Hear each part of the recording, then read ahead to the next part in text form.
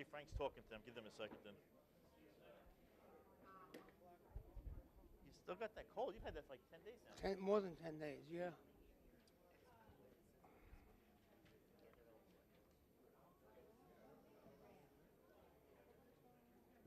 Can we all rise, please? I pledge allegiance to the flag of the United States of America, to the republic for which it stands, one nation, under God, indivisible, with liberty and justice for all. Roll call, please. Supervisor Vecchio. Here. Councilman McCarthy. Here. Councilman Wareheim. Here. Councilman Creighton. Here. Sitting as Board of Water Commissioners, the board to approve the full-time appointment and transfers as per 1 and 2 of the Water District agenda. 3. And to approve the minutes of April 14th, 2014. Councilman Creighton. Yes. Councilman Wareheim. Yes. Councilman McCarthy. Yes. Supervisor Vecchio. We reconvened as a town board. The town board to consider a special exception petition of 2014 number 1 is submitted by Prospect Sports Partners for special exception for commercial public recreation use so as to construct and operate a commercial public recreation use with indoor and outdoor sports, fields and facilities, medical offices, retail restaurant, concession and pool on property located on the north side of Old Northport Road. Someone on behalf of the applicant? Good evening, Supervisor Vecchio, members of the board. My name is J. Timothy Shea Jr. I'm a partner in the law firm of Sir Tillman Ballin, 100 Motor Parkway, Hauppauge, New York. I represent the applicant Prospect Sports. The application before the board, as you well know, is for a special exception to allow for commercial recreation on the subject parcel, which is located on the north side of Old Northport Road, approximately 1,100 feet west of Indian Head Road.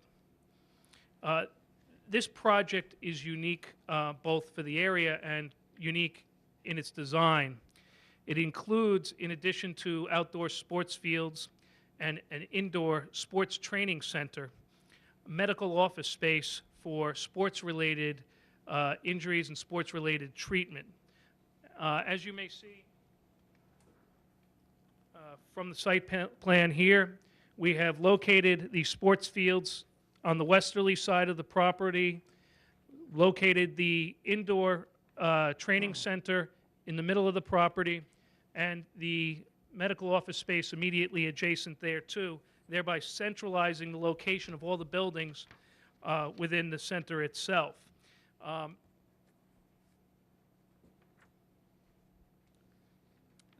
The unique part about this is that the medical office use is an integral part of our overall project. This is not simply a group of fields and an indoor facility used for team sports. It's an indoor facility that will be used for individual training and team training and to be preventative of injuries.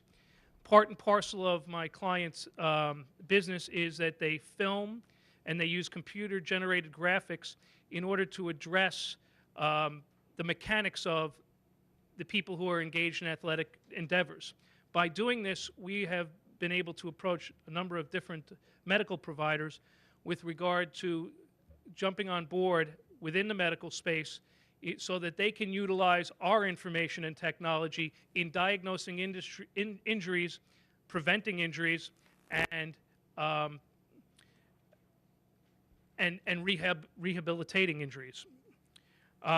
As far as the physical characteristics of the site, currently the site is a sand mine piece of property, 44 acres in size. I would say probably 80 to 90% of the property is at a level 40 to 48 feet below grade.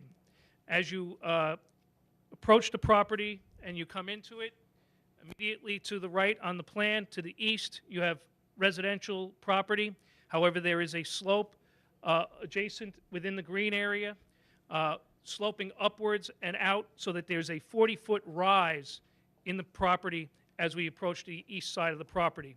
On the north side of the property, again, the fields and the buildings are going to be at the low point or near the low point, and that there will be a large berm, actually natural berm, 40 to 48 feet in height, sloping upward to residential properties to the north.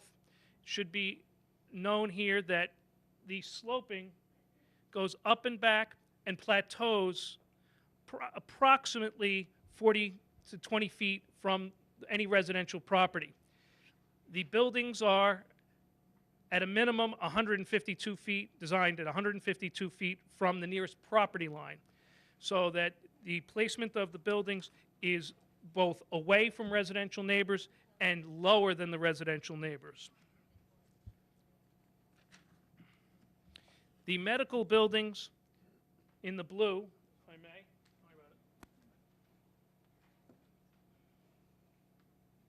are 335 feet away from the nearest residential property line to the east, and approximately 165 feet from the nearest property line to the north. However, that part of the property actually has an additional buffer built into it because there's town of Smithtown property, a right-of-way of approximately 40 feet along the northerly buffer on the right-hand side, as you can see that indentation there in the plan.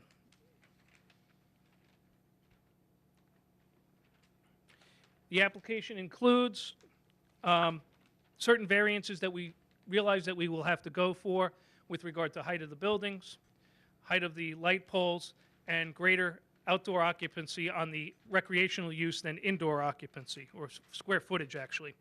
In furtherance of this application, we have already submitted to the Planning Department a real estate appraisal by John Breslin indicating that this application will have no negative impact on the property values of the surrounding residential neighbors and may, in fact, increase the value of those properties by removing a nuisance, the existing L1 outdoor storage and operation of heavy equipment and heavy machinery. We have also submitted a parking and traffic report which outlines the fact that although in the abstract it would appear that we would need a significant variance from the Zoning Board of Appeals with regard to parking, that in reality, when you study the numbers as provided in the ITE, which is the International Traffic Institute, that our parking will be less than what would be than what we have designed. We've designed over 1,100 spaces, and we come in between at peak hours, assuming uses of all of these items at peak of approximately 900 to 850. That does not take into account the fact that these uses, being the medical office and the rest of the facility, are complementary in nature. They do not run at peak times at the same time. The medical office space will be utilized primarily between 9 and 5, Monday to Friday.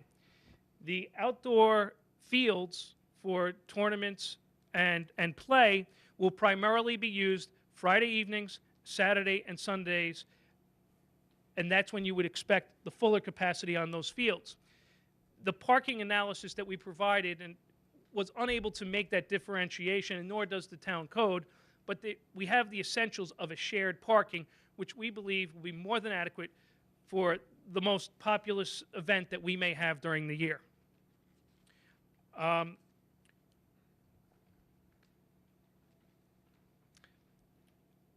We also have with us today, and I will submit to the board at the end, the conclusion of my comments and those of our lighting expert, a Phase 1 environmental report by Kosuri Engineering indicating that there are no contaminants on the property, a letter from Kosuri Engineering indicating that we have adequate sanitary capacity under Article 6 of the Suffolk County Department of Health regulations to allow for cesspools at this site in complete compliance with health codes,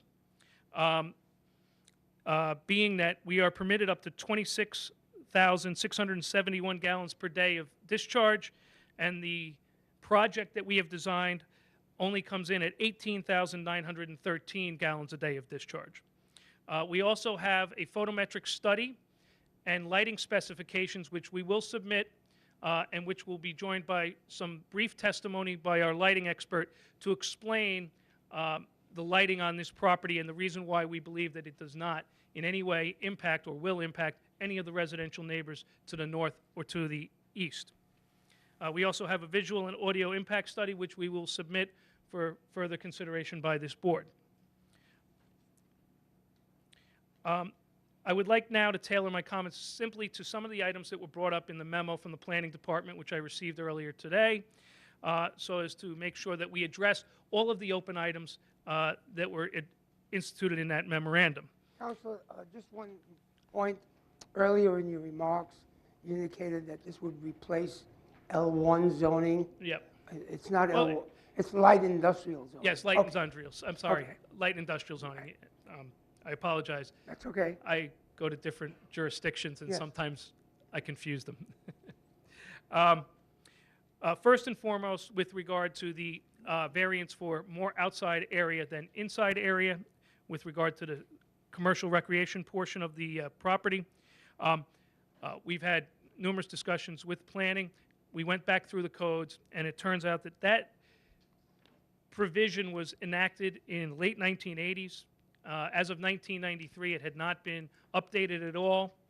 And as we all know, technology and markets change rapidly, and codes are always looking to catch up with what's going on in the real world, and it takes time for those codes to adapt. And in fact, the memorandum from the Planning Department indicates that they perhaps should look at the codes with regard to commercial recreation and consider perhaps revamping them.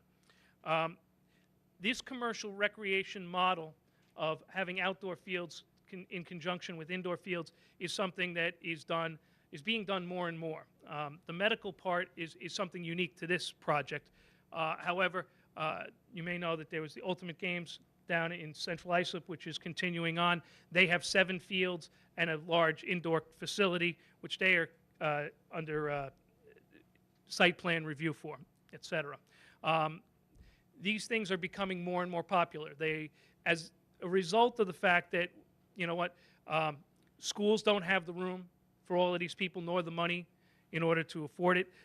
Parents, kids are looking for outlets beyond the school forum in order to get better at their sports and to engage in activities such as these sports. These sports complexes are more and more popular. We are providing the added benefit of the training on site and the medical assistance on site so as to make it a complete package for people who want to train and play in competitive sports on our fields. So we think that given the fact that the design takes into account any negative impacts that could possibly have come up with regard to any of the residential neighbors, the fact that this is a new but very sort of tried now project type, that we feel that this variance will be justified under the circumstances. As I indicated before, I believe what was brought up, and I don't want to repeat myself, with regard to the parking, there was raised in the memo that we should address the parking. I've already addressed that fact, and the fact that it is essentially a shared parking project where you'll have a peak demand during the week for the medical office space, a peak demand for the fields during the weekends, and if you take that approach and you look at it, we're going to be well below what we would need in order to make sure that there's adequate parking on site. With regard to the height of the buildings and the lights, I'll be very brief, and then I'll let our lighting expert speak. As I said earlier, first, I will say one thing. In your current code, there is an exception to the standards, and it says this in 322-97B3, that except for height, the premises shall comply with the area variance, the area requirements of the code. So the board, when they initially passed this, they understood inherently that sports complexes of different natures may require greater height than other types of uses. This demonstrates that the board acknowledged this back when the code was initially adopted. Furthermore, we have placed the buildings in locations that are far enough away from residential neighbors so as not to have any significant impact on them. And again, as I said earlier, there is a difference in the grade between the property lines and the grade at which the buildings will be constructed of somewhere between 40 and 48 feet, depending on where you are. In addition to that, there is vegetation surrounding on the east side and the north side of the properties, and the applicant is volunteering to provide additional plantings within those areas, any bare spots that may need to be addressed through additional screening to make sure that there's no impact on the residential neighbors.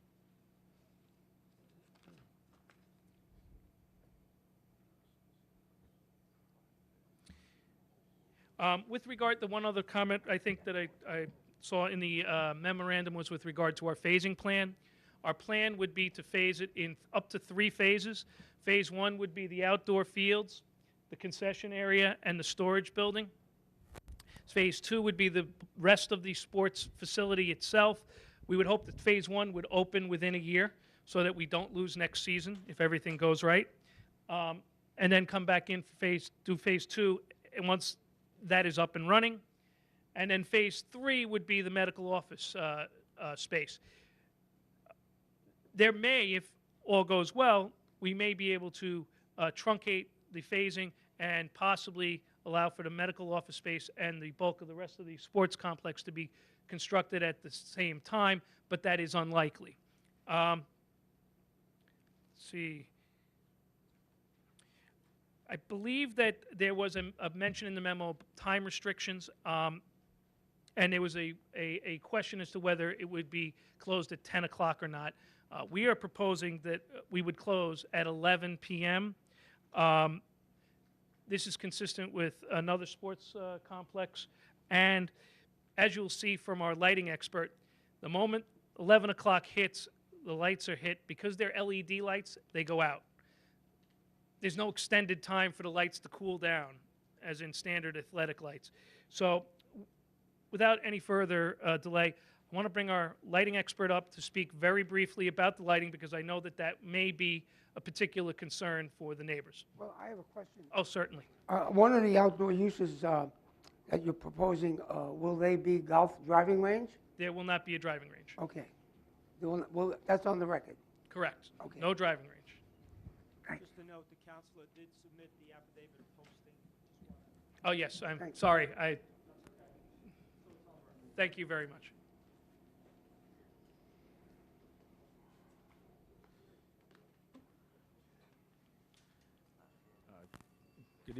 Good evening, ladies and gentlemen. My name is James Corman. I'm with Acuity Brands Lighting. We're based out of Conyers, Georgia, which is right outside of Atlanta. Our office is local here in New York City at 5 Penn Plaza. I basically had worked on the design of the sports complex, the site lighting for the consulting engineer that's been hired for this particular project. And basically, they wanted me just to come up and talk a little bit about the project and I guess tell you, I guess, why we need to go beyond the standard 18-foot pole, which is the requirement for the town for for site lighting. And basically, what I'm going to do is I'm going to show you here this is a traditional sports lighting fixture. This is what you would normally see for a sports lighting complex. You would see something like this. Basically, it would be tilted about, let's see, it would be somewhere around 75 degrees from flat. I don't know, do I need to use the microphone here? Yeah, you can pull that. Okay.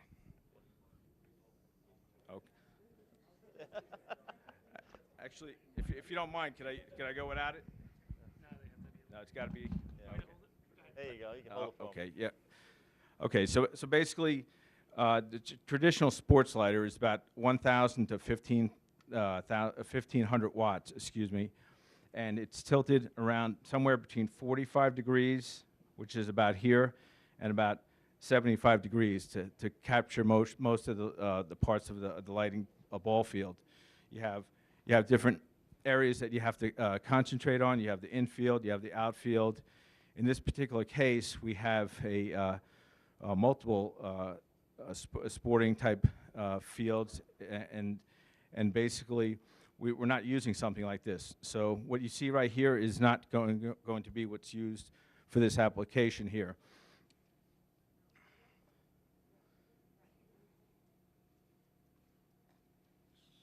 Go to the report. Okay. Yeah. Okay.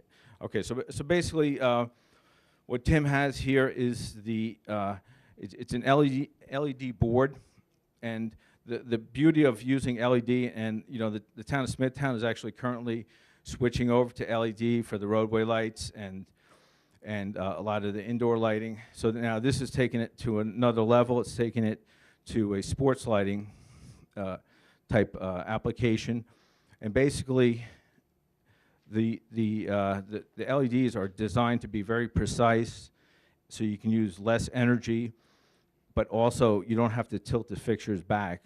The way we design the sports lighter is to throw the light from a flat position forward. So this way they don't have to tilt the fixture at all. And so all the light is going down towards the ground, and that's actually in all areas of the site. Everything is cut off, and which is, according to the dark sky folks, basically the dark sky was something that started around 2001 in Arizona, and basically they were concerned about excess light going into the atmosphere, floodlights and all. This is dark sky friendly, so it's basically something that the dark sky folks would approve of. The whole site is dark sky friendly, and it's also very energy efficient. We use probably about 60% less energy than a traditional light source. But the big thing is that for the sports lighter, you have a point where if you're going to catch a baseball, if you don't have light above a certain point, you can get the ball lost in the dark area. And you want to basically be able to model the ball, so when someone hits the ball, it can be seen. And so there's a trade-off between getting the light on the field, how high you can go, and that number for this particular application was 60 foot. So that's why the variance is asking for the 60-foot increase. A lot of these sports lighters you would see could go anywhere from, say, up to 70, 80 foot high. This is the point where we can get in the maximum lighting on the field, but also minimizing the pole height and keeping all the lights are flat with throwing the light forward so it doesn't have any spill light onto the property lines. Thank you. If I may, I just want to expound upon that just a little bit. What we have here is a photometric study, which we are handing up to the board. The photometric study demonstrates where the light spillage would occur on this particular property. Under Jim's design. Here we have no light spillage at the property line from the north or to the east, except 0.01 foot candles in the very northwest property corner. However, when you do a photometric study, you cannot take into account vegetation. You can take into account grades, but you can't take into account vegetation. When you take into account the mature vegetation along this northerly property line and the supplemental plantings which my client has agreed to put into the northerly property line, this spillage number will come down to 0, so that there will be absolutely no light spillage onto residential properties located to the north or to the west. Something that may be lost in the translation, and I know Jim told me he never spoke in front of at a hearing in a public forum like this before, is that these light fixtures are going to look kind of like shoes. And the light emanates from the bottom of the shoe. And there will be shielding around the shoe so that the light doesn't spill. So that in addition to the fact that we're not using this high energy, old style field lighting that gives a big glare and relies upon these gigantic circular lighting glasses, these are very direct. They're direct down. They're much smaller. They're LED. The Counselor, LED provides. You should be addressing us. Okay, I'm sorry. The LED provides a couple of additional factors, and the system provides additional factors. Is that, like I said before, when you turn off an LED light, the light's going to go off. The second thing is this: is that we've designed the system here so that each field lighting is going to be independent of the other. So any field lighting that is not going to be used will be turned off. So if we have play on this field, we will only be lighting this field. If there's play on 2 fields, we will only be lighting those 2 fields. So it gives a lot of added benefits to the community. And you should also, again, take into account we have a 40-foot difference to 48 feet between the base here, where the field is, and the ridge lines to the north and to the east. So already we're coming down. Now we're at 20-some-odd feet above the ridge line there, very close to code. In addition to that, we'll have the shielding, and we'll have mature vegetation and new vegetation along those property lines to ensure that the lighting does not spill onto the neighbors. They don't suffer from any glare. And we think that this is a very, very appropriate use of lighting in this particular case, and we would hope that the board would agree with our analysis. We will be handing up a copy of this report for the planning board and the environmental group and the town board, obviously, to take into account with regard to our application. With that, we believe that we've answered, one, between all of our documentation submitted and in our testimony today, all the criteria for the special exception, and we would hope that the board would grant our application, and we were more than willing to take questions from any board member, and we will listen, obviously, to what the public may have to say. Thank you very much. Thank you. I don't know how to pronounce his last name, Lisa. Is it Boyorsi?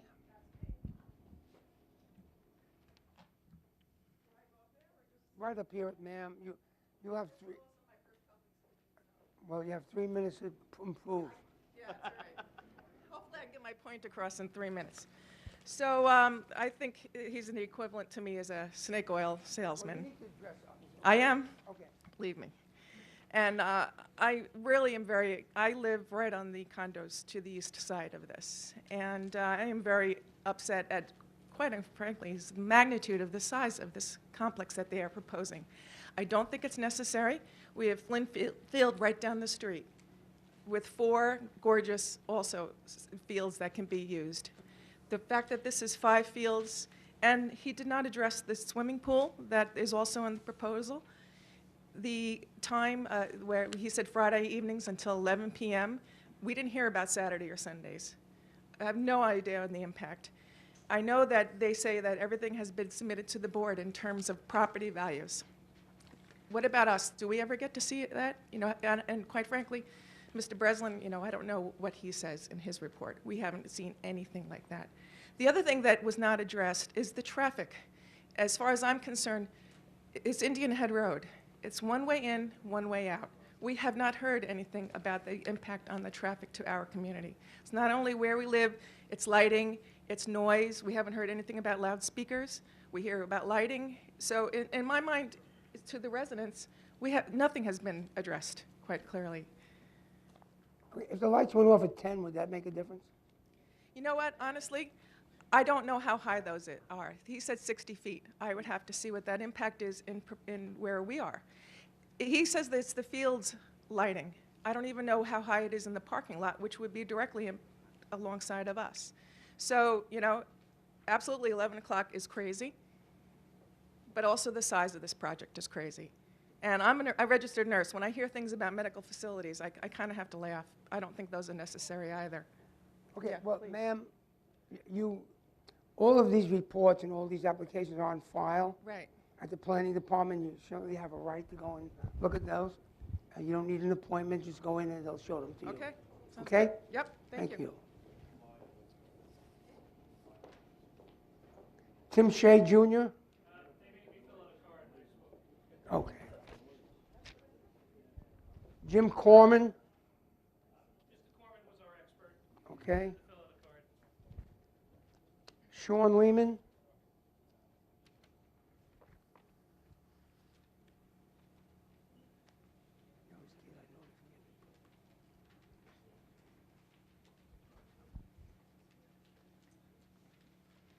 Hi, this isn't my first time, and if you guys could keep me under 3 minutes, my wife would be very happy.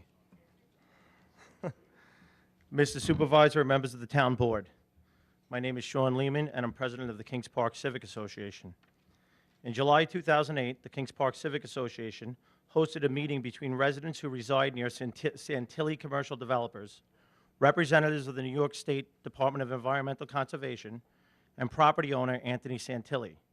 The property at 350 Old Northport Road in Kings Park was a large-scale sand mine operation for many years. The meeting highlighted residents' concerns about the impact this heavy industrial activity was having on their health and quality of life. Mr. Santilli agreed to end his sand mine operation within the next few months and work with the Kings Park Civic Association and representatives and the DEC on a reclamation plan. At the Kings Park Civic Association meeting in February 2012, Mr. Santilli and his attorney proposed an outdoor sports facility on a 44-acre site. The concept of athletic fields was a welcome use for many of the residents in attendance. However, the lack of detailed and sufficient plans and questionable size and location of the recharge basins drew much concerns from civic representatives. Mr. Santilli was at the time talking with potential investors, and we encouraged for those talks to continue. In October 2013, Kings Park Civic representatives met with Mr. Santilli and Ken Henderson from Prospect Sports to look over plans for a new proposal for an athletic complex. Civic representatives including myself, zoning chairman Reed Smith, and then industrial area chairman Mike Rosado, gave positive feedback and also shared potential concerns. Mr. Henderson shared his plans at our January 2014 meeting. It was advertised in Newsday. After learning of his lease agreement with Mr. Santilli, as well as the conceptual drawings, Kings Park Civic Association members agreed to support the plans for recreational and office orthopedic center use. After many meetings and discussions with the applicant, our town board representatives, our planning board representatives, our planning department, and Kings Park and residents, the Kings Park Civic Association supports this application. We believe that recreational training and office use is a much more benign reuse of the site than the surrounding heavy industrial type uses in the area. We acknowledge that there are some concerns such as lighting, noise, and hours of operation, but we are confident that our town representatives and the applicant can work to a reasonable solution. Protecting residents from another obnoxious use, the potential for local jobs, an increase in our tax base, stimulus for local businesses, and much needed playing fields and training for our youth leagues are all positives. Thank you. Thank you. Thank you. James Gills? James Gills? Okay, thank you. Tom Gilmartin? Is there a Tom Gilmartin here?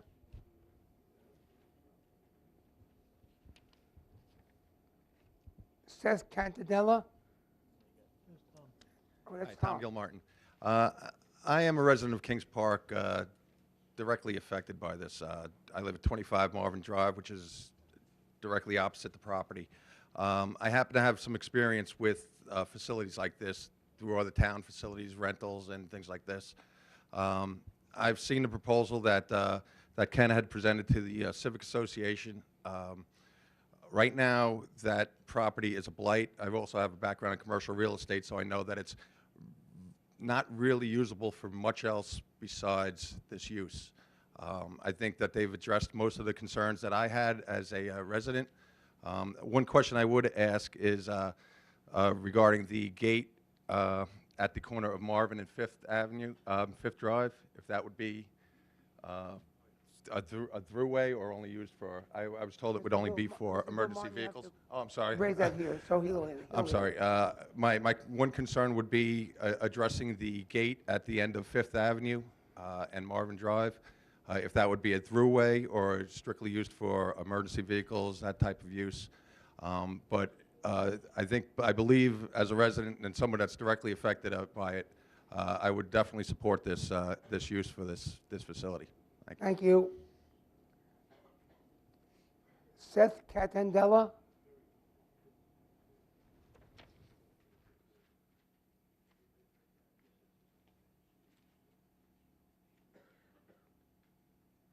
I'm also a resident. I live at 48 Marvin Drive, so this would directly affect me. Focus 8th, on the mic, please. 8th Avenue is also a corner right where I am. Is that also going to be a throughway? I mean, is this going to affect traffic tremendously? Noise pollution is one of my main concerns. I have 2 small children, a 1-year-old and a 2-year-old. I put to bed early at night. There might be a little noise from the construction that what they do there now. I don't really hear much of anything. I usually work weekends, so I'm off during the weekday a lot. So I'm there on weekdays. I don't hear much noise pollution, what's going on now, but with a sports facility, are we going to hear the whistles? Is my wife and children going to have to hear that on Sundays? Sundays are our main thing. It's peaceful on Sundays because they don't do any work there now. Now Sundays are going to be extremely loud. I work on an area in Randall's Island. They have soccer fields and baseball fields. There's always whistles blowing, kids screaming. It's going to be no more peaceful Sundays. It's going to be loud Sundays. Another thing is the wildlife. I don't know if anybody has a fence. I don't have a fence behind me, so I see everything that goes on. I had 5 deer walking behind my house the other day. That's not going to be there anymore. Rabbits, turtles. I mean, there's things like that. The hawks, that's not going to be there anymore because you're going to have this stuff going on. And how are they going to fill in the huge lake that I now have behind my house? Is the elevation of the land going to be raised?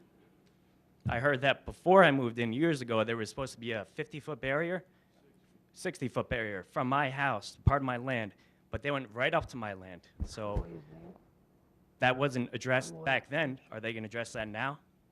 And I'd rather have dirt bikes behind my house racing by than having this stuff going on. That's all I have. Mr. Shea, can you address what he mentioned, his road being a through street, 8th Avenue, I think he said? Yes. We are not designing any public access other than an emergency road on one of the back roads, perhaps, but there'll be no public access to any of the 2 residential roads, 5th or 8th Avenue, that abut the property to the north. All of the access will come through Old Northport Road for any and all customers of the site. Did you have another question, sir? Well, if that's emergency medical facility, wouldn't that be emergency? So am I going to have ambulances going in and out? Mr. Shea? This is not designed to be a hospital. There is already hospitals. Ambulances will go to hospitals. There's a medical office. People will drive up, park their car, and walk into the medical office. There's not going to be, an emergency room here where people are going to come off the road from motor vehicle accidents or anything of the like. Okay, thank you. Well, it's a sports facility. In sports facility, kids get hurt, things happen. That happens all the time, actually. So you're telling me that they're not going to use that to help children out, or whoever else is going to be hurt due to this? They want to put restaurants here also. Nothing ever happens in restaurants. I mean, the police vehicles are going to have to go through there. Crime increases from things like this too. There's more public activity going on. Things happen. Okay, thank you. Caroline Harris?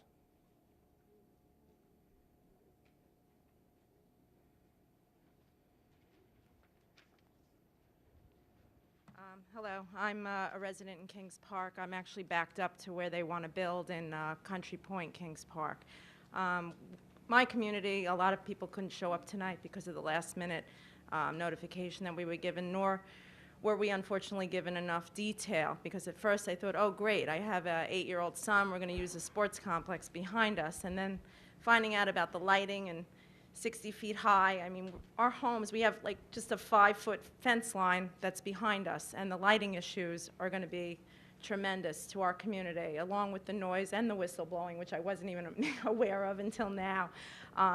Unfortunately, a lot of people suffer from migraines these days. That whistleblowing is going to be a killer to those people who have headaches through their weekends and during the week. You can't fight that. That's going to be going off.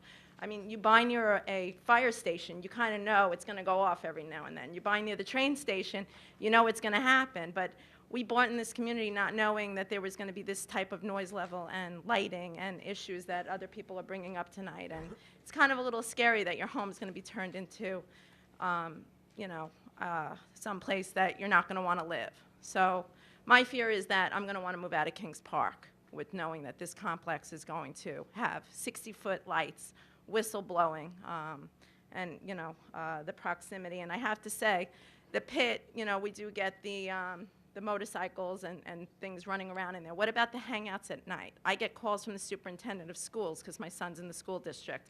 What if children are in there? You know, we have to worry about now them hanging out there and smoking pot or drugs or anything along those lines, and that's right behind our community. And anyway, so, I mean, a lot of people are bringing up very valid issues. If it does get built, I would hope that they would put in some stipulations that it stay a little further away from our community, at least, I don't know, 100 yards, 200 yards, something like that with the lighting. Mrs. Harris, the lighting, I think you might have missed it.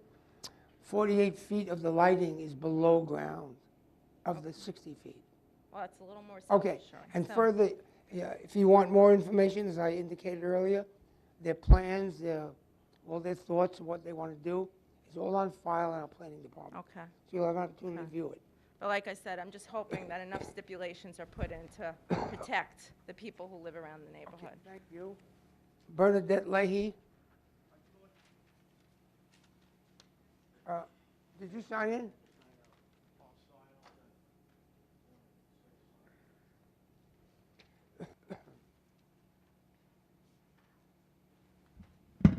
Hi, ladies and gentlemen. I appreciate you letting me speak.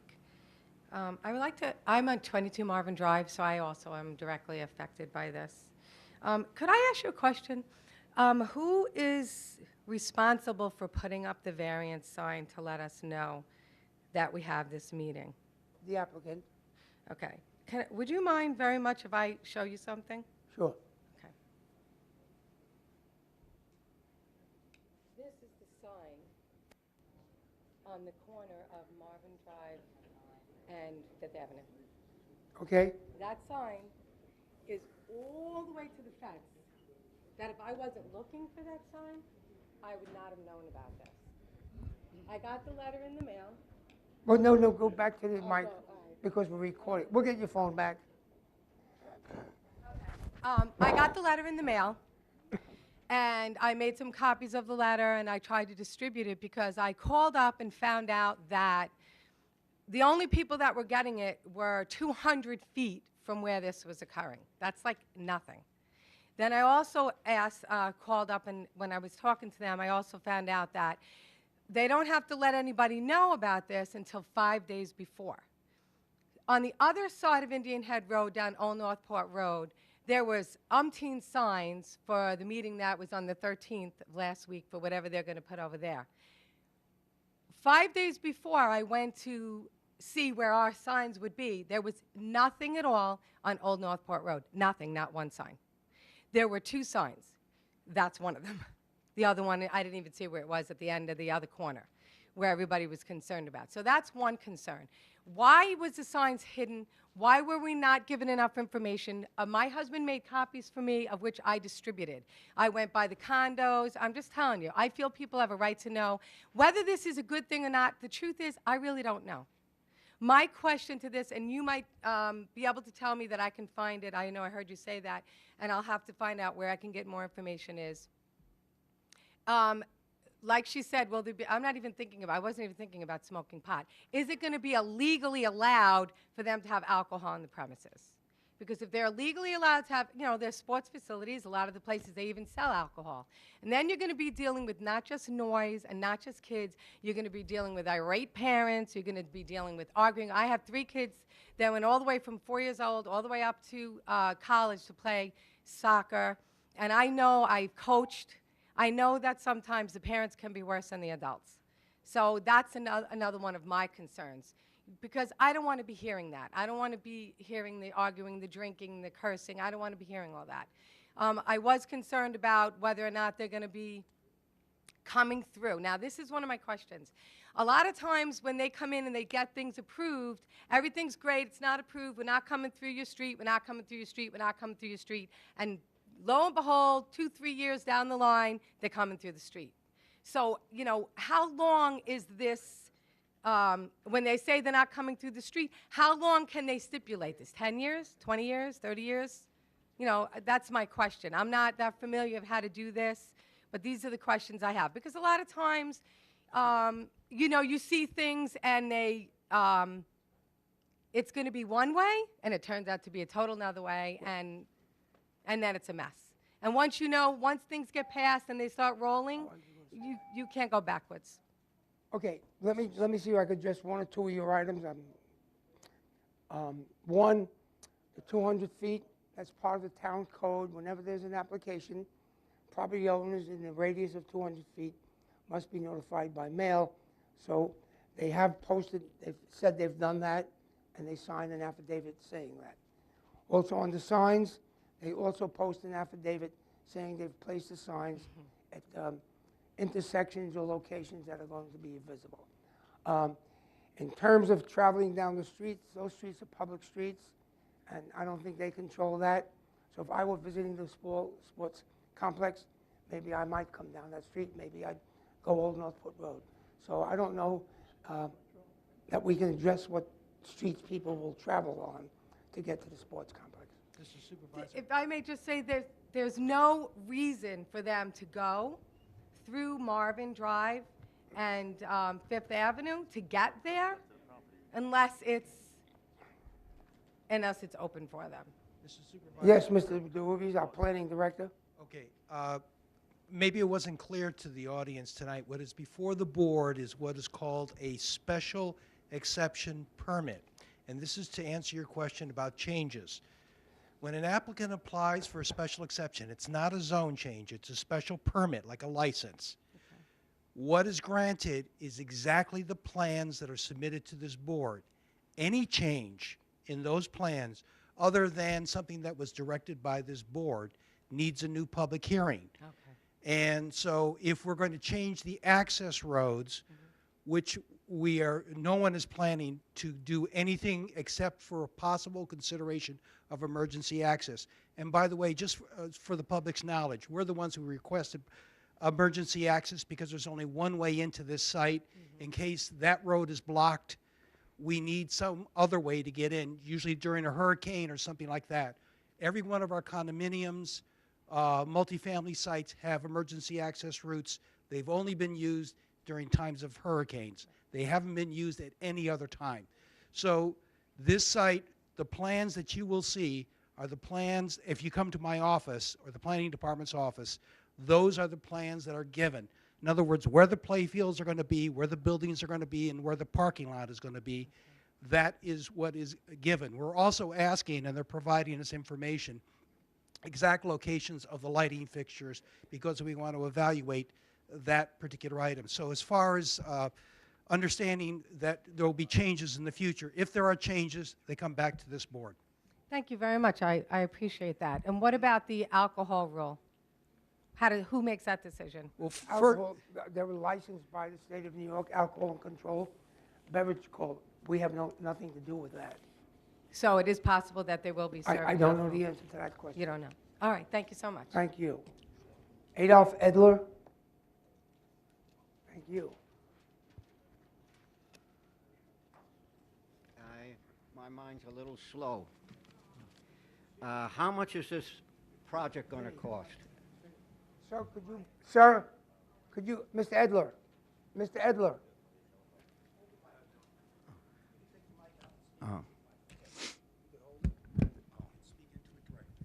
I shake. How much is this money going to be poured into this? That's a question What's their Mr. estimate? Shea might answer.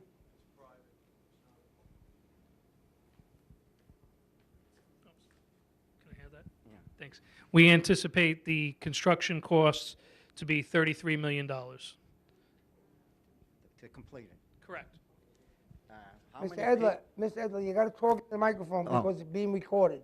How many people are expected on a good night to play there, to get your money back? Good question. Pursuant to our parking study, we would, and based on the fields that we have, we would anticipate on a busy night to have about 400 to 500 people on the site. He talked about cesspool. I estimate at a 6-foot pipe, the capacity would be 80 feet long. Is that going to include a septic system or just cesspools located in different areas or in one area? Well, Mr. Edler, you have to look this way. You want to answer that question? The Department of Health decides that. I think what we have to understand is that this site is 44 acres in size, which allows up to 26,000 gallons plus of per day of discharge. We are well below that, so we're going to be fully in compliant with Suffolk County Department of Health regulations. You will put a septic system in? Correct. That's two. Mr. Edler, hold the mic up so we can record you. Oh. A septic system is, you're going to have many of them or just with a toilet facilities and all that? The septic systems will be placed within the site itself to ensure that we meet with all the sanitary codes, both with regard to density and with regard to the equipment itself.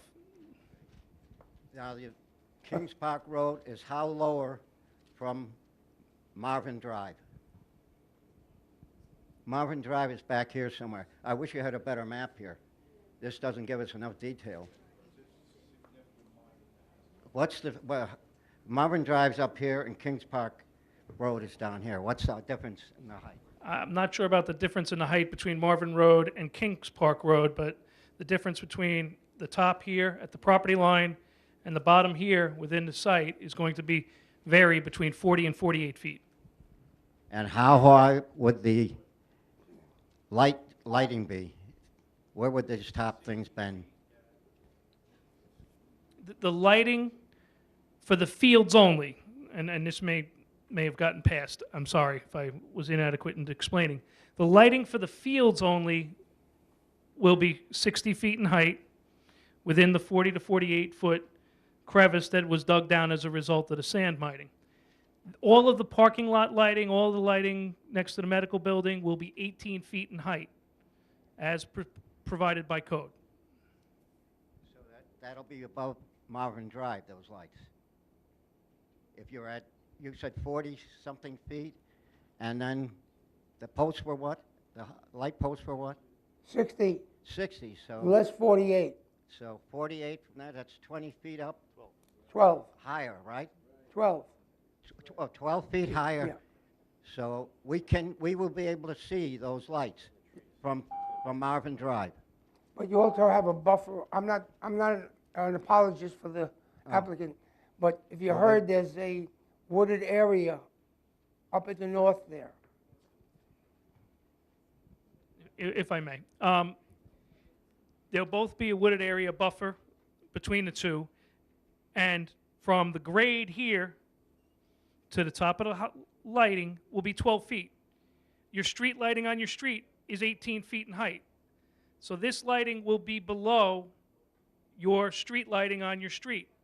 It will approximately be no higher than 12 feet from the grade of your property. It will not appear to be 60 feet in height to anybody. You will have trees, you have fencing. We are volunteering to put in additional plantings to fix and repair any fencing that is broken so that we make sure that everybody is screened from any potential effects. In addition, as we've said before, we are using state-of-the-art LED lighting with fixtures that allows all the lighting to go directly down so that there'll be no light spillage over the property line onto anybody's private property.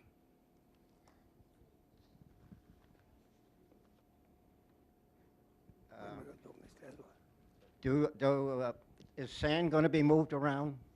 Are you going to dig and move sand around?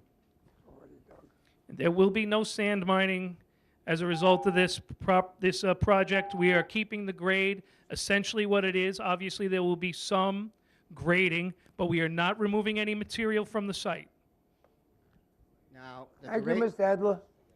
the grading is going to start from our backyard lines, right? No. How far back are you going to start your angle? The grading is going to start along here, along the back property line, back of the parking area, going through here to there. It'll be over 100 feet from any residential property line where the grading will end. I'm talking about the angle. You get a big rain or storm, could wash down that thing. My father got an experience with that with his property, where it washed away in the back, and I had to go to court and fight for it. The grading on the site and any retaining walls will be designed to be in compliance with all Town of Smithtown codes so that there won't be any washout and there won't be any drainage issues with regard to this project. Mr. Adler, you've exhausted your time. I can't hear. What You're- happened? Oh, okay. Oh, I just hope if this goes through that you make a good buffer zone. Make sure that happens. Thank you, Mr. Adler. Pat Huck? Oh, Oh, one thing, will they guarantee about the lighting? well, the town will make sure they stay to that. Pat Huck? Huck?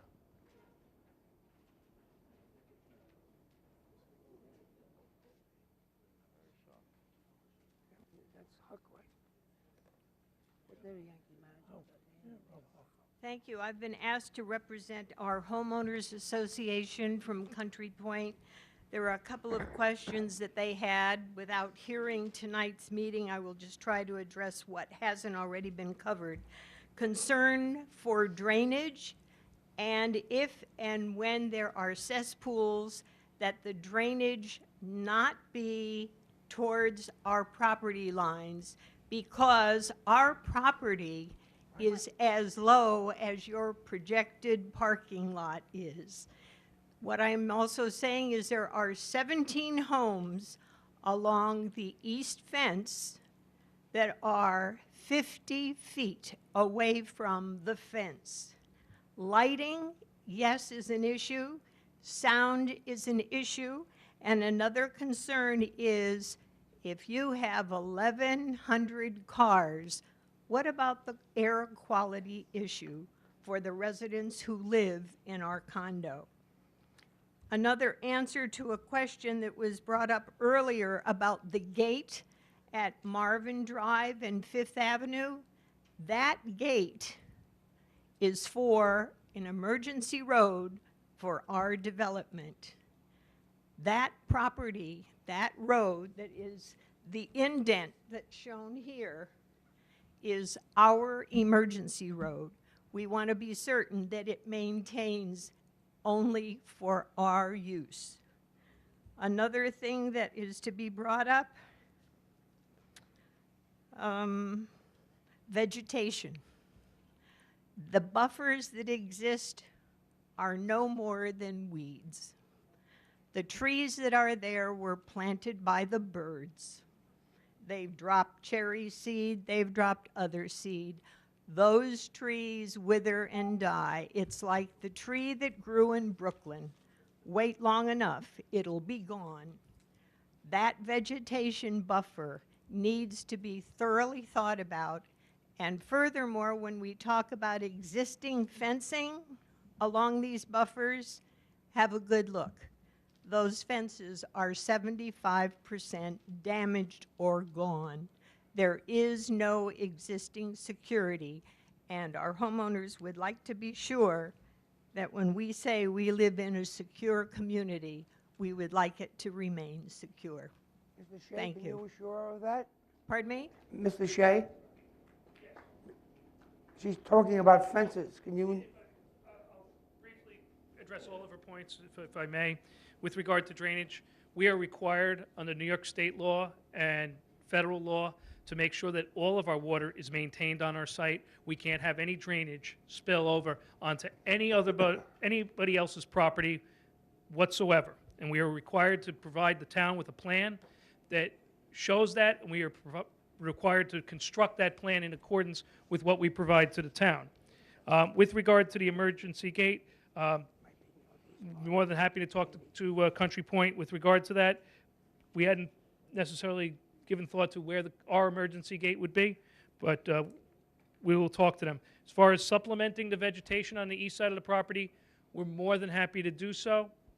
And we'll meet with Country Point, and they can help us with what they think would be adequate with regard to plantings. Lastly, with regard to repairing and replacing fencing, again, some of that fencing belongs to other people. We're more than happy to replace or repair that fencing, provided that everybody in that homeowners association complies. If not, then we'll put our own fencing up within our own property line so as to further insulate people from any effects of this project. Thank you. I can't read the next name. It's John. Okay. Yes, sir. How do you say it? John Edber. Okay. Yes. I'm his son. Edber. I'm sorry. Most of my questions were answered, actually. But I am concerned. We are in the northwest corner, and I want to know exactly where the property line ends, where the buffer is, and also the trees that they're going to plant, how high they're going to be. And also, they're saying they're only going to grade. I live there. They're going to have to mine quite a bit of dirt out of there because they're not 40 feet below our property lines there. No way. Mr. Edler. What was the last point? I'm sorry. You're not 40 feet below. You're about 15 feet below. Okay. 25 feet to go. Okay. Repeat his question. With regard to the plantings and where the property line ends here. And if you're over here, you're not on our property line. You are, yeah, you're 2 lots or a lot and a half away from our property line. With regard to plantings, wherever plantings are needed and the town requests them, we will make sure that we comply with that request. The type of plantings is going to be up to the town. They have a list of plants that are allowed to be planted, and we will obviously try and find plants, most likely fir trees or the like, that provide a full canopy and that grow quickly so that we can make sure that those trees are up quickly so that there isn't any impact on you as a neighbor. Leland cypress is I believe, I know it's a plant, and we're more than happy to use Leland cypress. A couple other quick notes that I picked up. There will be no alcohol served at this site. There will be full-time security at this site. There will be fencing at the beginning of the site, and so that there will always be people on the site to make sure that kids are not going in there and causing trouble any way that kids do.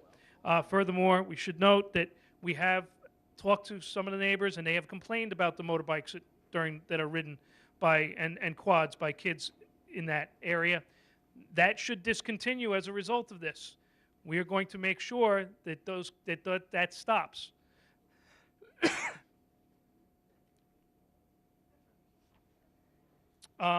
With regard to noise pollution, we've provided a study. I would say that you're more than welcome to take a look at it. It's within. We just submitted it to the town clerk. It should be there tomorrow or the next day, I would imagine. Again, we are taking out a blighted property. It has large, heavy equipment running, and we're replacing it with state-of-the-art facility that we think is going to cause good construction jobs in the intermediate, substantial permanent jobs, tax revenue to the town, and a place for people to gather and to enjoy athletic endeavors. Thank you. I'll move to close the hearing. Second. All- Supervisor Vecchio? Yes. Councilman McCarthy? Yes. Councilman Wareheim? Yes. Councilman Creighton? Did you wish to be heard, ma'am? Okay. Okay, so what we need you to do is just go back and sign the paper so we can have it for the record. I don't have it. Are you want to speak on? Hold on. He's the general. Okay, ma'am, on other questions that will come after the regular town board meeting resolutions. On this one, then come on up and give us your name and address. You'll have to reopen the hearing, Mr. Clerk. Move to reopen. Second. Take the vote. Supervisor Vecchio? Yes. Councilman McCarthy? Yes. Councilman Wareheim? Yes. Councilman Creighton? Yes.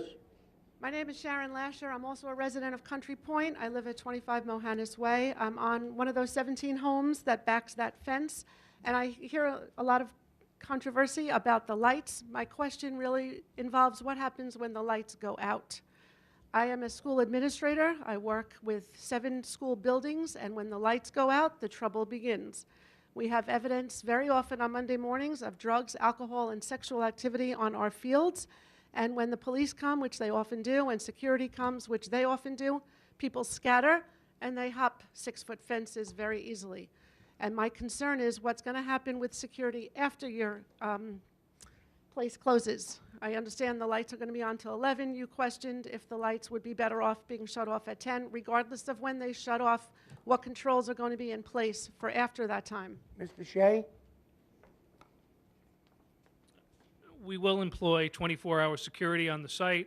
There'll be some lighting, obviously emergency-type lighting left on so that people can watch. And there will be a gate barring people from entering in a vehicle down the driveway to get to the site. Furthermore, we will have fencing along the northerly and easterly borders, so we think it will be a very secure site.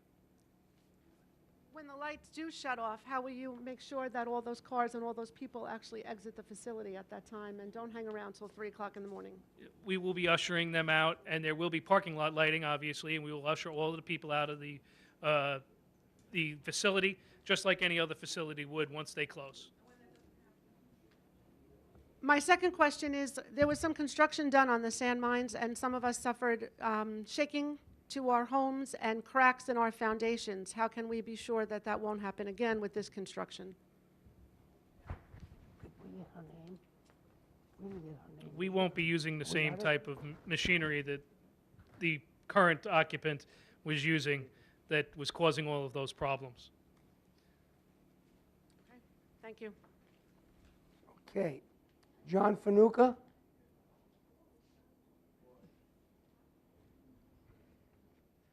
Why didn't we get these? Why didn't we get these? That's interesting. What kind of equipment are you using? You say it's different. Like what? Construction is construction. Sir, you'll ask a question here and then he'll respond. Oh, okay. Okay. Construction is construction. There's no special type that doesn't vibrate. My main concern is the traffic. You have 2 ball fields, mostly on the weekend. When one hits a home run, they all go crazy. You're going to hear it. I don't care how high you put the lights. Traffic. Indian Head Road is like a raceway already. They're running back and forth. You got one way in and one way out. When these people get let out, they race down the thing. You're going to have accidents. It's just too much. Just too much. That's all I have to say. It shouldn't be. Thank you. Ronald Pucci? Thank you. Christine Dabrowski?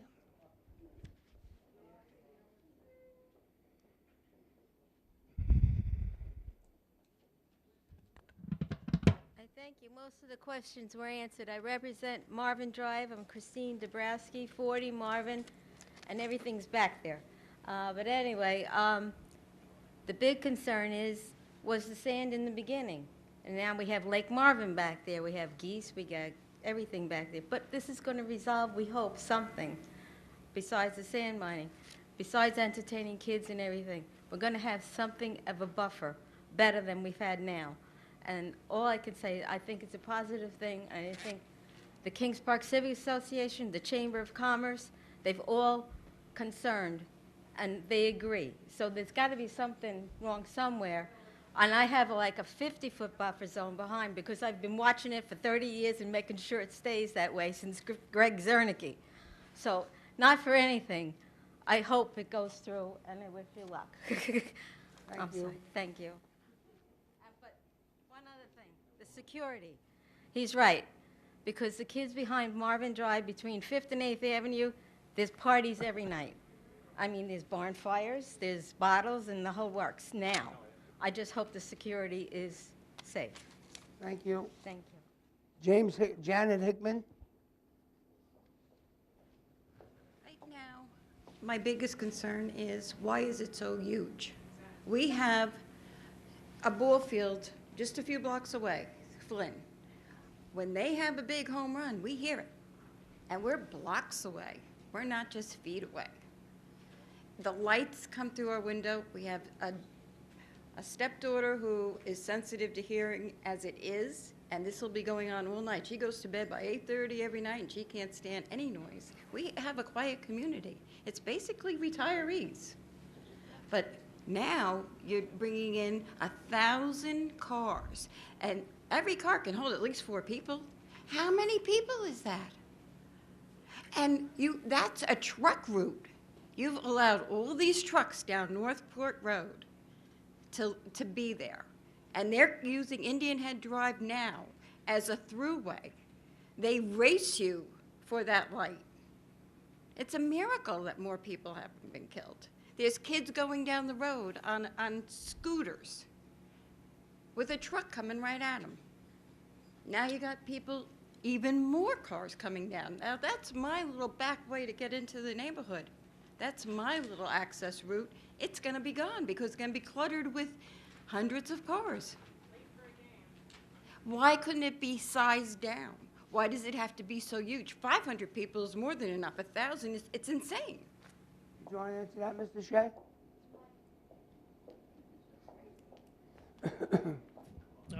With regard to that, as I indicated earlier, is that the ITE traffic counts, which we're required to provide pursuant to a formula, take into account that all of the activities on the site are going to be all happening at the same time during peak times.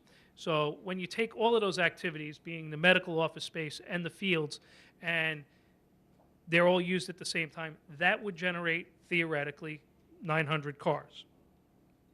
The fact of the matter is that they are not going to be used at the same time. You're going to have the fields that are going to be in use on Friday nights, Saturdays, Sundays, occasionally during the weeknights. You're going to have the medical office that's going to be open from 9 to 5 during the week. So you're not going to have 1,000 cars. We reasonably anticipate that you're going to have at a peak, which is most likely going to be on probably a Saturday afternoon, of up to 500 cars.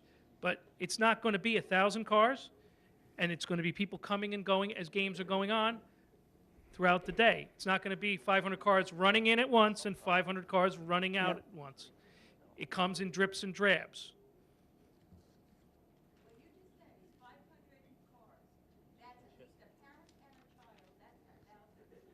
Okay, you're not on the mic, so why don't you rephrase her question so we have it on the recording? She said it was 1,000 people. We do not anticipate 1,000 people at any particular time on this site. You have employees, you have refs, you have coaches, you have other people that will show up without children in tow. With regard to the pool will be open for approximately 6 weeks a year, from 4th of July through the middle of August, from 9 a.m. to 4 p.m. Will be closed at 4 p.m. every day. It's a pool for people who wish to, come to the site. and camp. Yeah, well, if you're joining, it's not a public pool. You have to obviously be a member of the facility. And that's basically a 9-acre park. This is 44 acres. Okay, I closed the meeting before and people said they wanted to be heard. Does anybody else wish to be heard? Then I'll move to close the hearing. Second. Supervisor Vecchio. Yes. Councilman McCarthy. Yes. Councilman Wareheim. Yes. Councilman Creighton. Yes. Okay, we convene as the board. Under correspondence, we have a second reading for Ronkonkoma Rotary Run, second reading for Friends and Farmers Market in Kings Park, second reading for Smithtown Fire Department Memorial Parade, second reading for the Kings Park Chamber of Commerce Festival Day, a special event for St. Philip's and James Church Festival, and a first reading for the Suffolk County Kennel Club Annual Dog Show. Anybody wish to be heard for or against granting of those permits? I'll move on.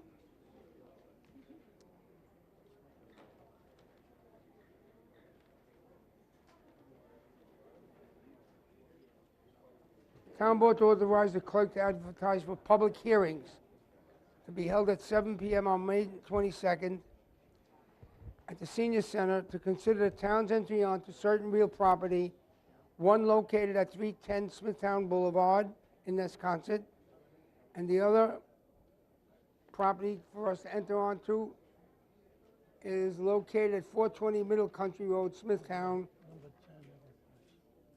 Say it again.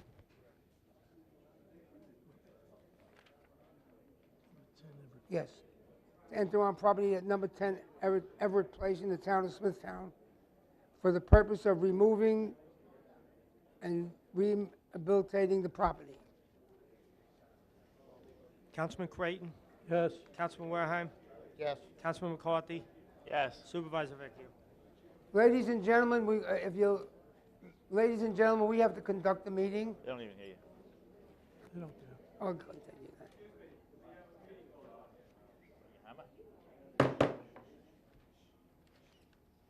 Town Board to authorize the clerk to advertise for the following bids to be returned to Town Hall, 11 a.m. on May 15, 2014. Baling wire, mulch bags, skid steer loader, traffic sign faces, lawn and garden supplies, and masonry items. Councilman Creighton. Yes. Councilman Wareheim. Yes. Councilman McCarthy. Yes. Supervisor Vecchio. Yes. Supervisor, you have one more public hearing that you missed. You put them together, didn't you, Patrick? I read them as No, two. he read them as. Okay. Number 3, Town Board to award the following bids and authorize the purchase of the goods and services. Barometric and attendance hand geometry terminals and medium-duty cutaway passenger bus to Don Brown's bus sales. Councilman Creighton. Yes. Councilman Wareheim. Yes. Councilman McCarthy. Yes. Supervisor Vecchio. Yes, Town Board to approve the following minutes of Thursday, March 20th, 2014. Clerk to issue a special permit to the Kings Park Chamber. Town Clerk to issue a parade walk permit to Ronkonkoma Rotary. Town Clerk to issue a parade walk permit to the Smithtown Fire Department.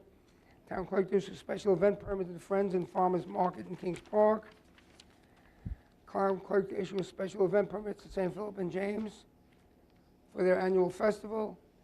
2 controller employees to attend the New York State GFOA Spring Seminar at Fox Hollow Conference Center. Adoption of amendment to Chapter 281, tow trucks as per the public hearing. Continued service of Bracken Margolin Besunder as special trial counsel to represent the town in the matter of Park Property Associates, and to authorize an additional $15,000 in fees for a total fee not to exceed $22,500. Acceptance of the attached proposal from RTP Environmental Associates to provide New York State Department of Environmental Conservation Air Quality Permit Modification Services to the Department of Environment and Waterways. Abandonment of a portion of Leslie and Smithtown pursuant to highway law. Sale of obsolete highway equipment for salvage value. Amendment to the resolution number 326 of 2014 to correct a scrivener's error. The superintendent of highways enter into agreements with local fire, water, and school districts as per the agenda item. And in accordance with section 448-18 of the code, declare performance bond in the amount of $61,586 and a cash deposit amount of $3,000 posted for the subdivision known as Brookville Estates in default, and authorize the attorney to commence litigation thereon. In accordance with section 248-18 of the town, to declare performance bond in the amount of $26,515 and a cash deposit of $1,000 posted for a subdivision known as Finger Park in default as per the recommendation of the engineer and the highway superintendent. Q, in accordance with section 248-18 Smithtown Town Code, declare performance bond in the amount of $24,207 and a cash deposit in the amount of $1,009 posted for a subdivision known as Wisconsin Evergreens in default, and authorize attorney to commence litigation. And lastly, the rental of a skid steer loader for highway department from All Island Equipment Corporation. Councilman Creighton? Yes. Councilman Wareham? Yes. Councilman McCarthy? Yes. Supervisor Vecchio? Yes. Item number 4, LWRP, the town board will issue a written consistency determination pursuant to Chapter 151 of the Town Code application 2013-13. Mark Allen is consistent with the LWRP as stated in April 24, 2014 memorandum by the Planning Director. Councilman Creighton? Yes. Councilman Wareham? Yes. Councilman McCarthy? Yes. Supervisor Vecchio? Yes. Number 5, the town board to authorize the acceptance of the following 5A donations.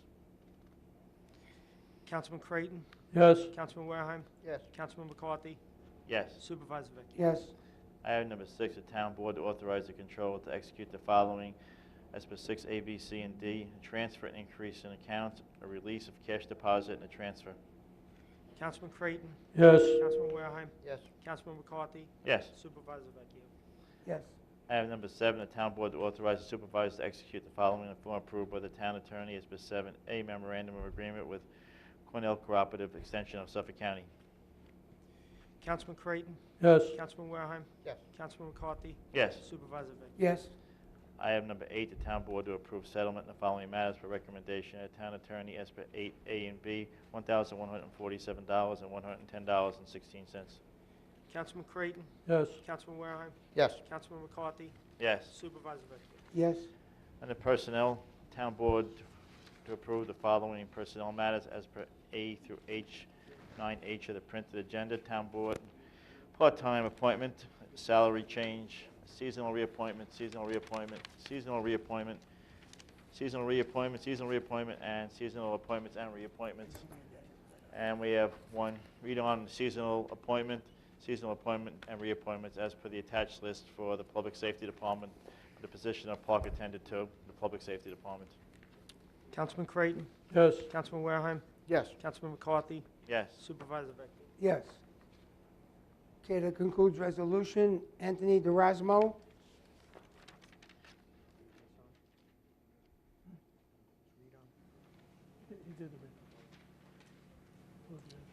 Good evening, Supervisor Vecchio, council members, community neighbors.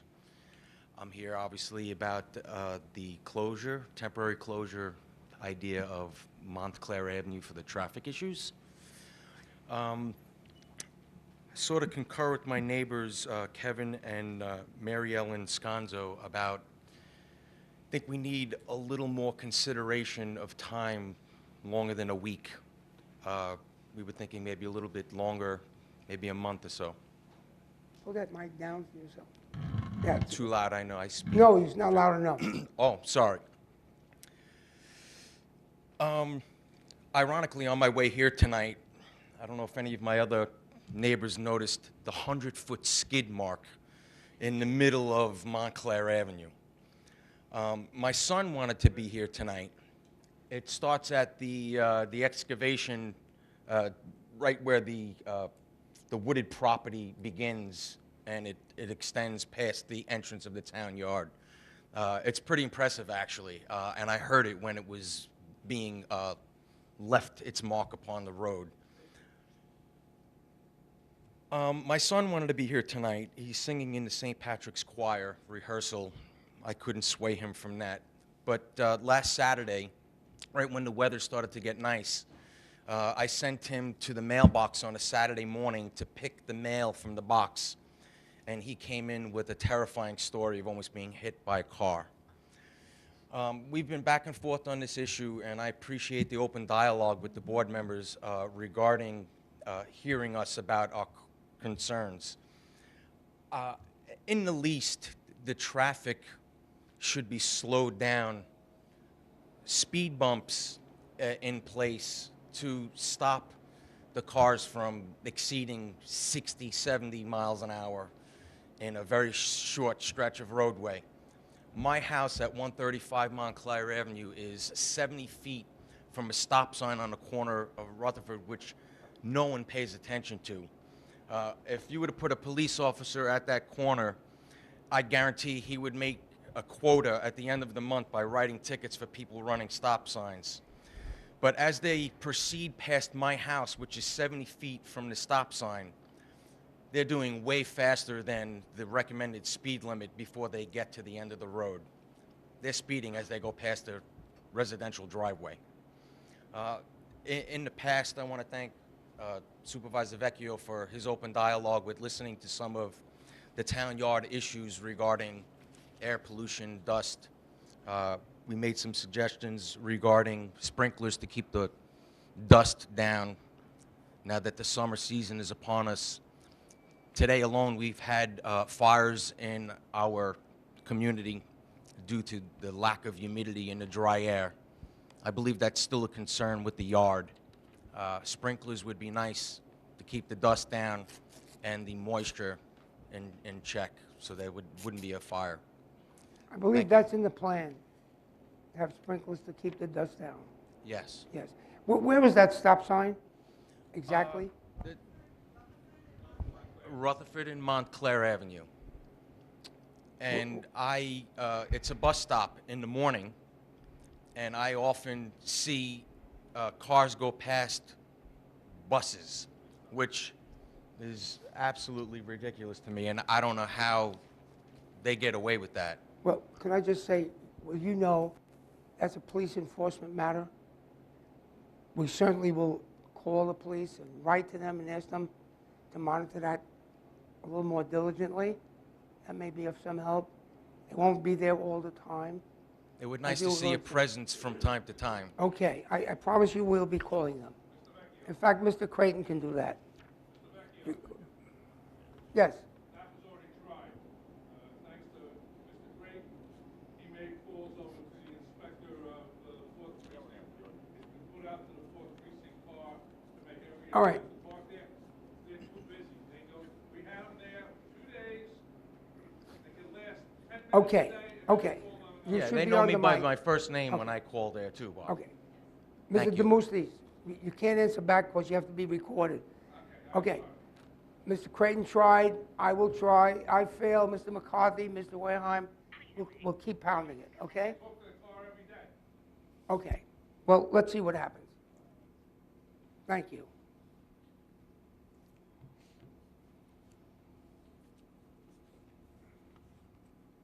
Mary Ellen Sconzo? Good evening.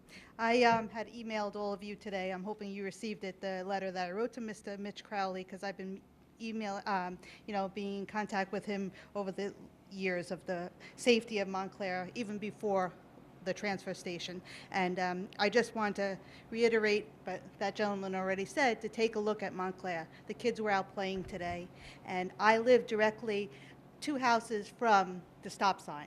And that stop sign, every spring, is cleared by my husband. He cuts down the branches, we cut it down around the dead end, but it doesn't help him. I'll tell you that majority of them are the car dealerships that speed because they don't know the area and they blow through that stop sign. So all the kids were out there playing today on a beautiful day, and they also heard all these screech marks. So we've just been, I've never gotten a call back or an email back from Mr. Mitch Crowley. I don't even know if he's here tonight. So we're just I- reiterating. oh, I did speak to him today about your email, Oh, you did? Yes, You I did. Received my email? Okay. and I will talk to him again tomorrow and have him contact you, okay? Okay. I do know that a couple of years ago, they did put a four-way stop sign with lines, but it's not helping. helping. Thank you. Thank you. Mr. Demousti's?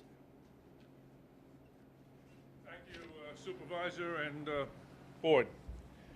Just basically 3 talking points. It's on temporary closure of the Montclair Road.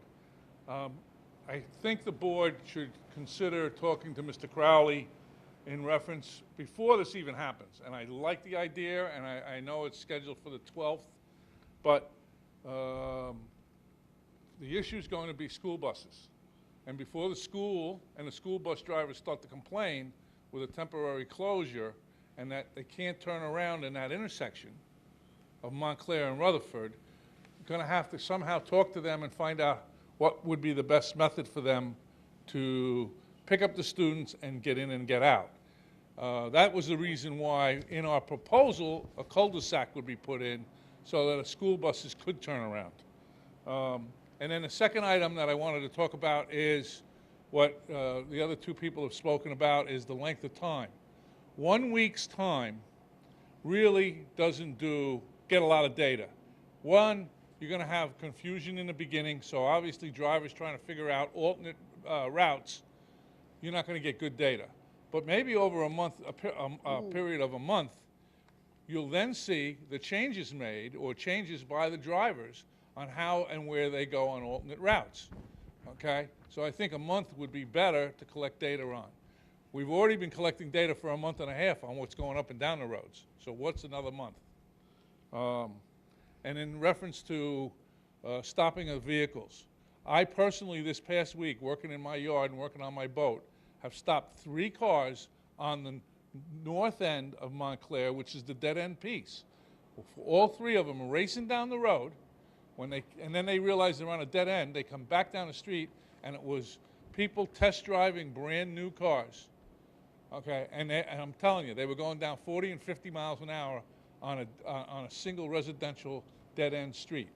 Every one of them apologized, but that's what they do when they test drive a car. They want to see what it's going to do, and that's what we're dealing with every day. And lastly, I want to thank you guys, and especially Mr. Jorgensen. The yard down there is looking very nice now that it's been cleaned up. The material's out of there. The north end it really is starting to look good, and you know, thanks to him. I spoke with him the other day. He's going to attempt to do whatever kind of work he can on the south end to try to eliminate any kind of interferences with the residents. So thank you on that. The one issue is dust. Today it was terrible, but again, please get that back to Mr. Jorgensen. Thank you for what he's done. Okay, thank you. Patricia McGovern?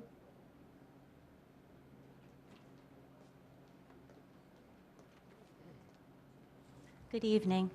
My name is Patricia McGovern, and I reside at 142 St. James Avenue South. I want to thank the board and Supervisor Vecchio for listening to our neighborhood concerns regarding the Montclair Yard and the traffic the neighborhood is experiencing, and especially Mr. McCarthy for initiating the traffic analysis study on our behalf and requesting a trial closing of Montclair, which I understand will begin on May 12th.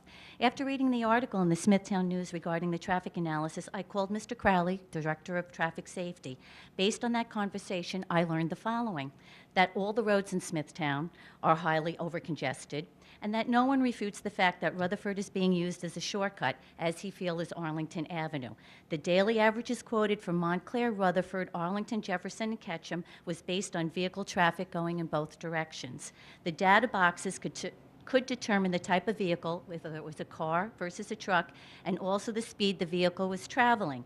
This information, I understand, was not included in his March 27th memo to the board. At this time, I would ask the board to request this information, as it is very relevant and validates our concerns regarding traffic safety. Rutherford is considered a sub-collector road, the same as both Arlington and Jefferson, although it does not have direct access to Middle Country, while Ketchum Avenue, which runs from Arlington to Jefferson with no direct access to Middle Country, is considered a neighborhood road. I discussed his statement that closing Montclair would displace those vehicles already coming to Arlington and Jefferson Avenue. I explained that the vehicles counted on Montclair were already coming from or headed to Arlington. Since the analysis box on Arlington was placed to the south of the Rutherford entrance, it was not capturing vehicles coming from Montclair and exiting onto Arlington Avenue headed north. My concern was that when the results from the temporary closing were reviewed, that the number of new traffic added to these roads would be inflated.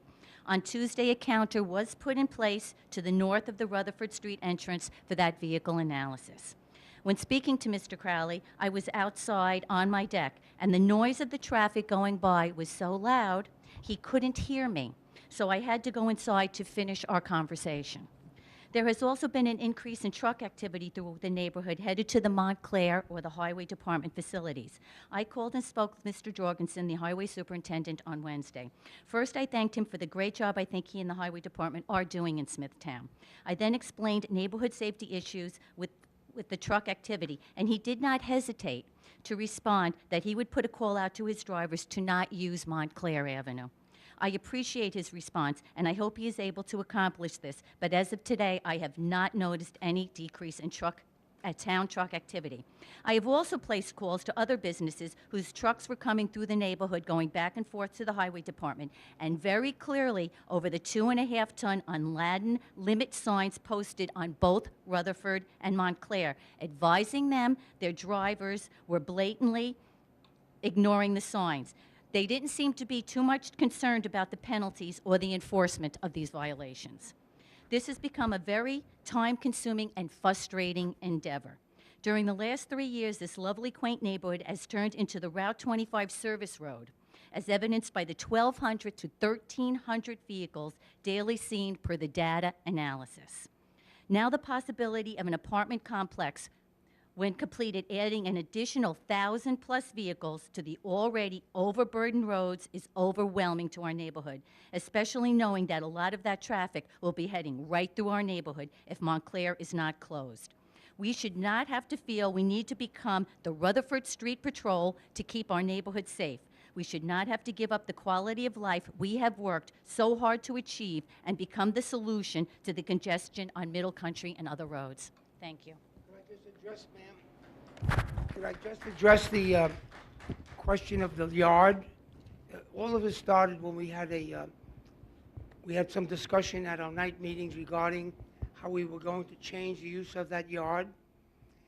When that yard is finished, that will definitely eliminate much of the highway truck traffic, because they will not be permitted to bring the kinds of materials that they have been bringing there. Once that happens, that will cut it down. Most of the materials that I see coming in are brush. Yes. Okay, trees, and sand. I've seen sand coming back and forth also. So what you're telling me is once that is the step, that the brush and stuff is not going to be allowed in that facility. I didn't say that. I said that there would be much of the activity there will be lessened, which will therefore eliminate some of the truck traffic. From the town, not eliminating the other business traffic. No, the highway trucks. Right. And as we said, especially also with the stop signs, people not adhering to it, there is not one of those. And we're talking about 10 to 12 wheel vehicles, semi-tractors coming through there, barreling down those roads. And as we were talking about the children being outside and play, I sit there and I cringe. I'm on my deck and I cringe to see these vehicles, the noise, the dirt flying out with the mulch and the dirt coming down. And here we have a woman walking her child, okay, with one little guy on his trike going down the road. It's really just very terrifying. Thank you. Thank you. Amanda Wicken.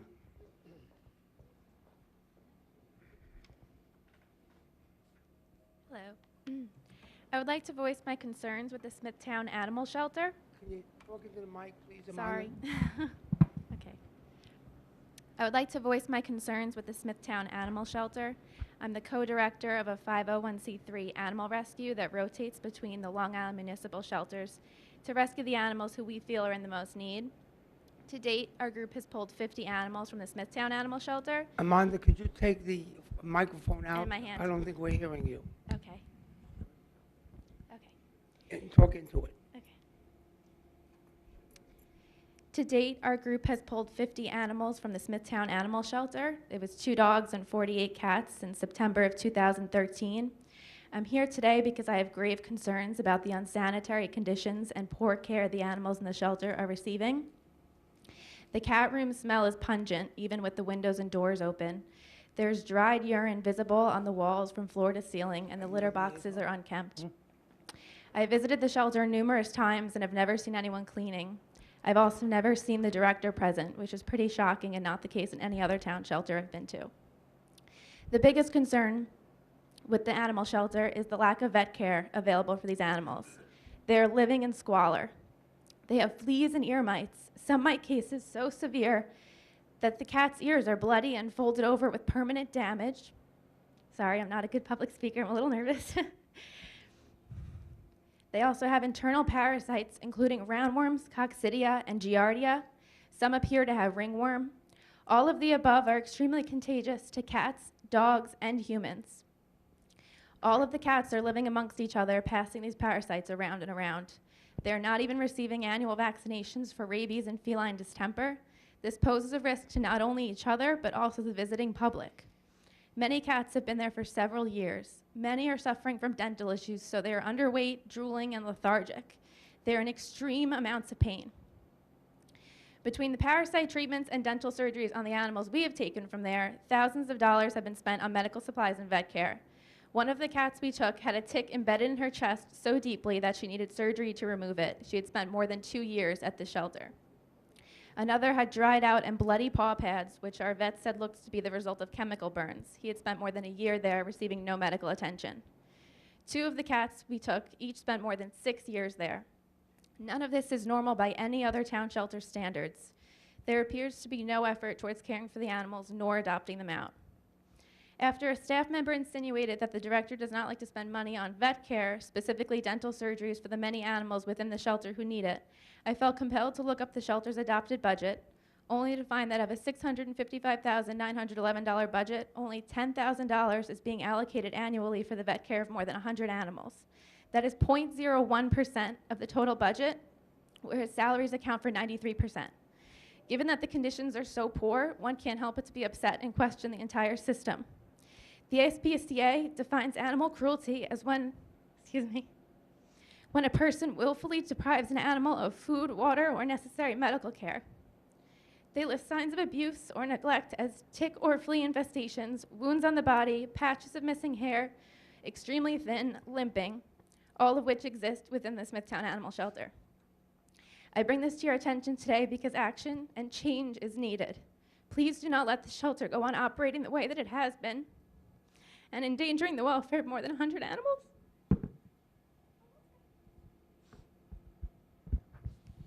Thank you. Thank you.